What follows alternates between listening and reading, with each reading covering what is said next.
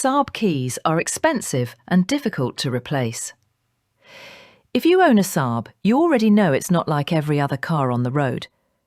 Saab vehicles were engineered with advanced European technology, and while that makes them unique and enjoyable to drive, it also creates challenges when it comes to key replacement and programming.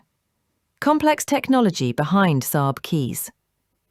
Unlike many vehicles, Saab models, such as the Saab 9.3 and 9.5, use highly encrypted keys that must be specially programmed to the car's security system. These keys aren't just cut pieces of metal, they are embedded with chips and transponders that communicate directly with the vehicle's immobilizer. Without the correct programming, the car won't start.